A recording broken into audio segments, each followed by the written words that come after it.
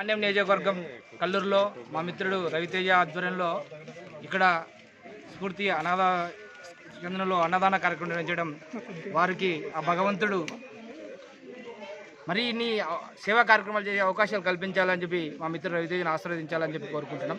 ఈరోజు భారత ప్రధానమంత్రి నరేంద్ర మోడీ సేవా పక్షోత్సవ సందర్భంగా మన 17వ తారీఖు నుంచి అక్టోబర్ 2 వరకు కార్యక్రమాలు అనేక సేవా కార్యక్రమాలు చేయడం, అందులో భాగంగా పాణ్యం నియోజకవర్గంలో రవితేజ ఆధ్వర్యంలో ఈ కార్యక్రమం నిర్వహిస్తున్నాం.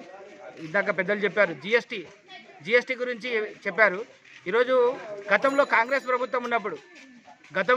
ప్రభుత్వంలో ఉన్నప్పుడు ఈ జిఎస్టీ విషయాల గురించి మోడీ గారు తెచ్చినప్పుడు రాహుల్ గాంధీ ఒక గబ్బర్ సింగ్ ట్యాక్స్ అన్నాడు.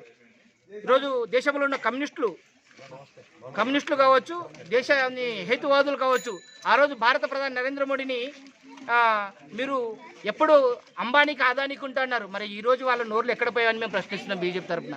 ఈరోజు రాబోయే రోజుల్లో ఈరోజు ఈ పండగ కార్యక్రమానికి దసరా దీపావళి డబల్ చెప్పుకోవాలని మోడీ గారు చెప్తే, మరి ఇంతటి దేశంలో ఎక్కడ లేని విధంగా ఈ విధంగా సంపదలను తగ్గించి అవకాశం కల్పిస్తున్న మోడీ గారికి మేము ప్రత్యేకంగా భారతీయ జనతా పార్టీ నుంచి ధన్యవాదాలు తెలియజేస్తున్నాం.